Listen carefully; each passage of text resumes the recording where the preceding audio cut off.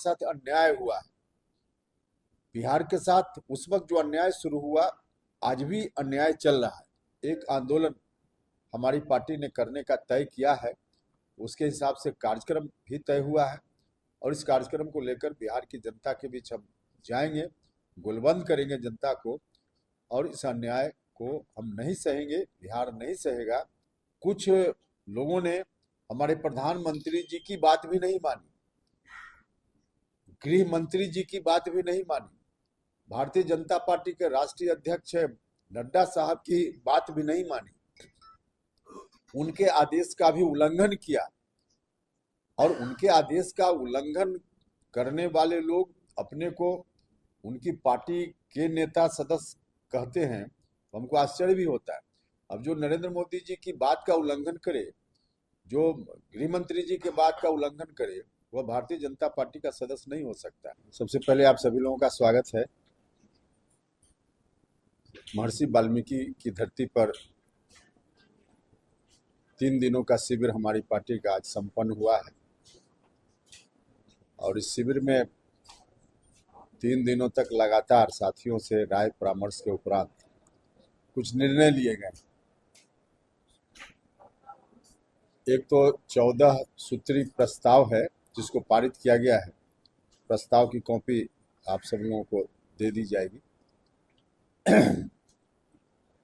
उन प्रस्तावों में एक विशेष चर्चा हमने की है, निर्णय लिया है।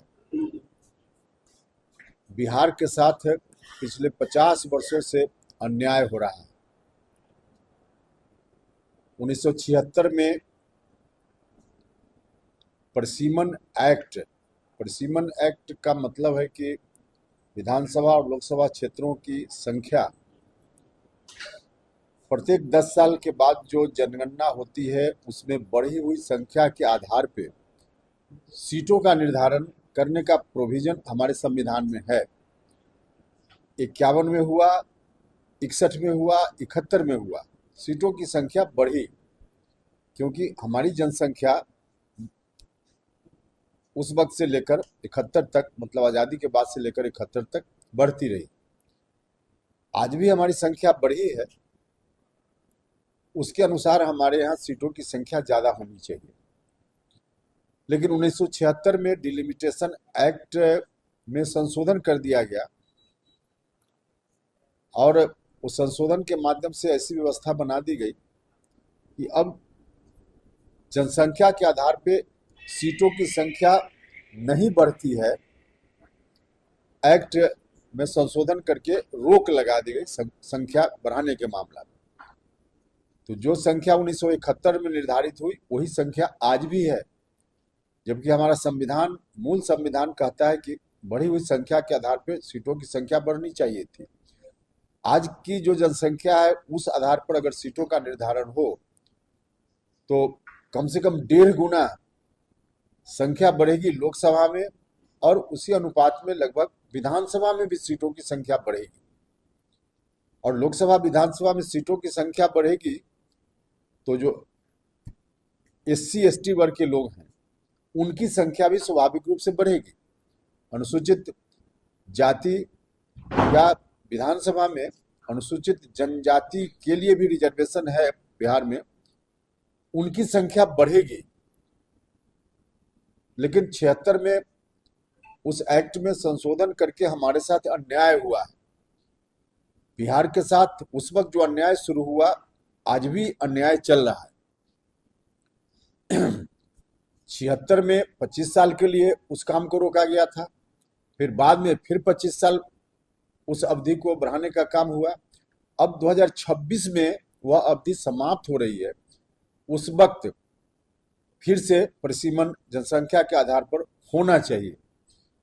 लेकिन साउथ के कुछ राज्य जिनका हित है संख्या नहीं बढ़ने में, वैसे लोग फिर से दबाव भारत सरकार पर बनाए हुए हैं कि उस अवधि को फिर आगे बढ़ा दी जाए और संख्या न बढ़े। तो यह जो अन्याय हो रहा है बिहार के साथ, उस अन्याय के खिलाफ हमारी पार्टी मजबूती से लड़ेगी। इस अन्याय के खिलाफ हम सब लोगों ने कार्यक्रम भी तय किया है। हम अब इस अन्याय को बिहार में नहीं होने देंगे। किसी भी सूरत में 2026 में जो प्रस्तावित है परिसीमन का समय, 2026 में परिसीमन हो, इस बात के लिए हम जनता के बीच जाएंगे और इस बात का हमने फैसला किया है कि जनता के समर्थन से इस अन्याय को हम समाप्त करेंगे। यह जो अन्याय बिहार के साथ हो रहा है, इस दृष्टि से हमारा कार्यक्रम भी बना है। बिहार में अलग अलग हिस्सों में जनता को इन्वॉल्व करके हम बड़ा कार्यक्रम करेंगे, जिस कार्यक्रम की शुरुआत अभी 2 जगह तारीख तय हुई है। एक तो 25 मई को शाहाबाद के इलाका में और दूसरा कार्यक्रम मुजफ्फरपुर में 8 जून को। यह हमारा संवैधानिक अधिकार है परिसीमन, लेकिन इसको रोका गया है, तो इसलिए इस कार्यक्रम को हम लोगों ने नाम दिया है संवैधानिक अधिकार परिसीमन सुधार। संवैधानिक अधिकार परिसीमन सुधार एक आंदोलन हमारी पार्टी ने करने का तय किया है। उसके हिसाब से कार्यक्रम भी तय हुआ है और इस कार्यक्रम को लेकर बिहार की जनता के बीच हम जाएंगे, गुलबंद करेंगे जनता को, और इस अन्याय को हम नहीं सहेंगे, बिहार नहीं सहेगा। इस बात के लिए हमने निर्णय लिया है पार्टी के इस कार्यक्रम। और भी कई निर्णय हैं, उसको आप देख लीजिएगा, लेकिन मुख्य रूप से इस निर्णय को हमने लिया है। और गठबंधन में हम सब लोग प्रयास करेंगे कि बाकी राजनीतिक दल के जो लोग हैं उनसे भी हम बात करें और इसको हम आगे बढ़ाएं और बिहार के साथ हो रहे इस अन्याय को खत्म करके बिहार का हिस्सा हक दिलवाएं। 3 दिनों के शिविर में बिहार के तमाम जिला से लोग आए थे और सब लोगों ने अलग अलग मुद्दों पर अपनी राय दी है। तो उस राय के आधार पे एक तो हमारा यह जो कार्यक्रम है उस कार्यक्रम को हमने लिया है, फिर आवश्यकता अनुसार आगे भी कार्यक्रम बनाएंगे और जनता के बीच हम जाएंगे। यही मुख्य रूप से। विधानसभा चुनाव से ठीक पहले आपका मंथन शिविर था, तो कैसे देखते हैं आप विधानसभा में जिस तरह से नेतृत्व को लेकर दोनों तरफ से? देखिए, विधानसभा चुनाव में एक तो इस बार जब जनता ने ही मन बना लिया है एनडीए के पक्ष में मतदान करने का, तो कहीं से कोई कठिनाई नहीं है।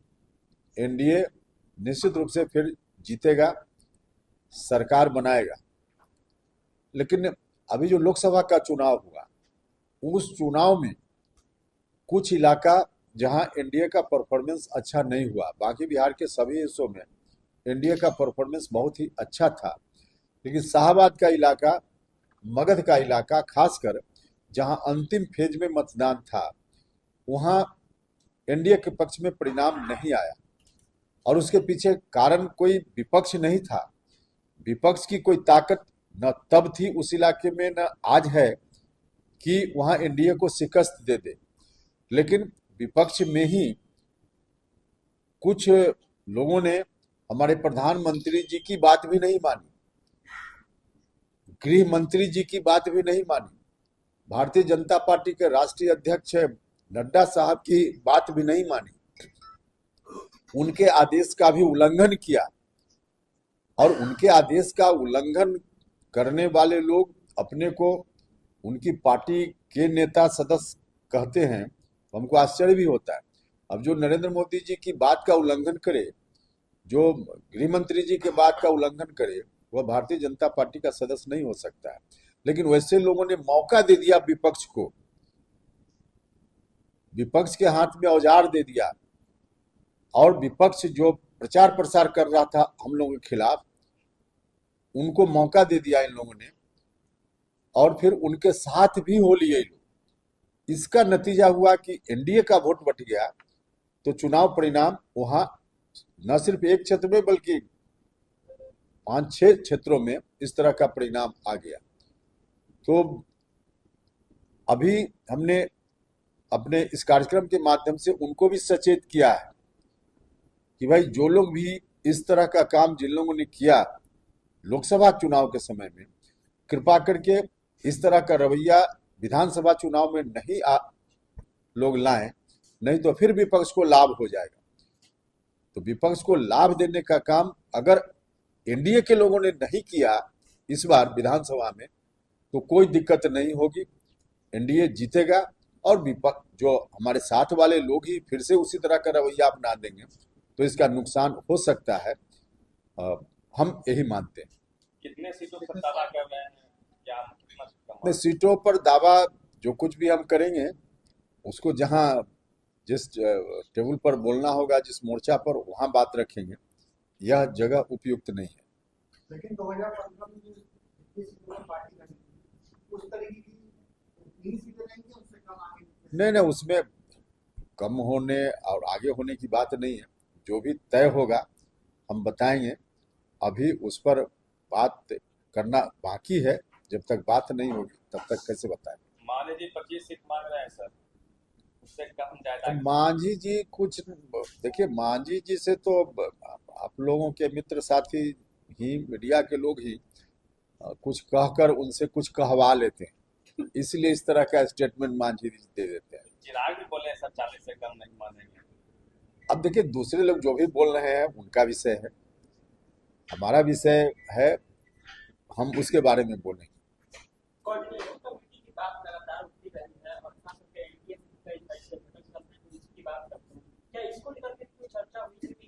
देखिए, कोऑर्डिनेशन एनडीए में हो इस बात का आग्रह सबसे शुरुआत में हमने ही किया था और उसके आधार पे कोऑर्डिनेशन अभी बहुत अच्छा है।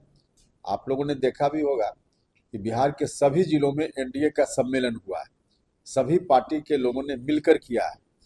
तो कोऑर्डिनेशन ठीक से आगे भी चले, इस बात की शुरुआत हो गई है। मुख्यमंत्री का चेहरा कौन होगा सर आपकी तरफ? नहीं, हमारे तरफ से का क्या मामला है। मुख्यमंत्री का चेहरा एनडीए की तरफ से होगा और उसके लिए पहले से मालूम है कि नीतीश कुमार जी के नेतृत्व में चुनाव होगा और नीतीश जी मुख्यमंत्री होंगे। तेजस्वी यादव को लेकर कांग्रेस में कभी हाँ कभी ना है, तो कैसे देखते हैं तेजस्वी यादव विपक्ष का चेहरा? देखिए, विपक्ष का चेहरा एक तो है कि विपक्ष को कोई मौका ही नहीं मिलने वाला है। इस बार चेहरा कोई बने कोई फर्क नहीं पड़ता है, सरकार उनकी नहीं बनेगी, सरकार एनडीए की बनेगी। लेकिन विपक्ष में भी स्वार्थ के आधार पे मिले हुए लोग हैं, उनका गठबंधन है। तो जहां स्वार्थ के आधार पर होगा तो इसी तरह से चलेगा जैसे चल रहा है। और वाकई मुख्यमंत्री पद की योग्यता, क्षमता, दक्षता, या लोगों के बीच जाकर मौका मिले तो काम करे, इसके लिए जनता का भरोसा, उस रूप में तेजस्वी जी का नाम नहीं आता। पार्टी है, बिहार के मतदाताओं के बीच एक खास वर्ग में समर्थन है, इसलिए उनकी पार्टी है। ताकत भी थोड़ी है, अब इससे इनकार नहीं करते हैं। लेकिन मुख्यमंत्री के रूप में जिस रूप में होना चाहिए नहीं उनका चेहरा है। इसलिए तो कभी कांग्रेस पार्टी के लोग, गठबंधन में दूसरे दल के लोग अभी तक सहमत नहीं हो पाए हैं। उसका मूल कारण यही। सर, इस बार प्रशांत किशोर भी मैदान में है, इसके अलावा हिंद सेना एक पार्टी सुदीप लाडे की आई है, कितना असर पड़ेगा इसका? आप इलेक्शन कमीशन का रिकॉर्ड देख लीजिए, 100 पार्टी मिल जाएगी, 100 पार्टी बिहार में बिहार के परिप्रेक्ष्य में इसको कैसे? हाँ, बिहार के बारे में हम कह रहे हैं, हम देश भर की बात नहीं कर रहे। 100 पार्टी बिहार में रजिस्टर्ड है, जो मिल जाएगी उसकी सूची इलेक्शन कमीशन के साइट पर चली जाएगी।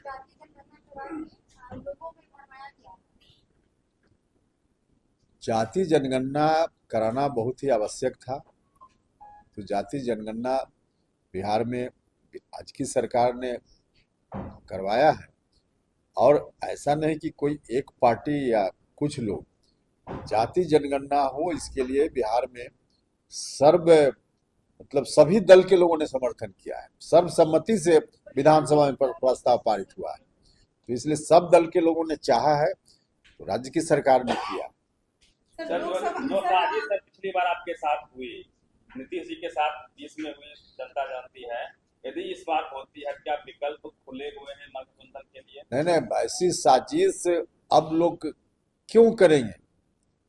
देश का चुनाव था, लोकसभा, तो कहीं एक जगह उस तरह की स्थिति आई, फिर भी सरकार बन गई दिल्ली में, क्योंकि देश भर से चुने हुए सांसदों को तय करना होता है कि दिल्ली में सरकार बने, उनके बहुमत के आधार पर सरकार बनती है। बिहार में जो चुनाव होना है उसमें बड़ा हिस्सा शाहबाद का इलाका है, मगध का इलाका है, जहां इस तरह की स्थिति हुई। बिहार के किसी भी हिस्से में इस तरह की चूक कोई जानकर करे या अनजाने में करे, उसका नुकसान बहुत ही हो जाएगा, एनडीए को और विपक्ष को लाभ मिल जाएगा। तो ऐसा लाभ विपक्ष को मिल जाए, एनडीए का कोई आदमी कैसे ऐसे कर सकता है? कौन सी की सर पार्टी उसका सबकी नुकसान सर लोकसभा में सबसे ज्यादा उसका नुकसान आप लोगों को हुआ, तो ये नुकसान विधानसभा में आप लोगों को ना हो, उसके लिए क्या आपने रणनीति? नहीं, देखिए, सिर्फ हम लोगों का कैसे हुआ, पूरे एनडीए का हुआ। जहां हमारे प्रधानमंत्री जी आकर हमारे क्षेत्र में, बाकी जगह भी बिहार भर में आकर कहते थे कि कम से कम 300, 400, कम से कम 400, अब आधा दर्जन सीटों की संख्या वहीं घट गई। तो सिर्फ मेरा नुकसान थोड़े हुआ, प्रधानमंत्री जी की बातों की अवहेलना कुछ लोगों ने की तो नुकसान पूरे एनडीए का हुआ। अभी विधानसभा में भी कुछ ऐसा अगर होता है तो नुकसान पूरे एनडीए का होगा। तो क्या उस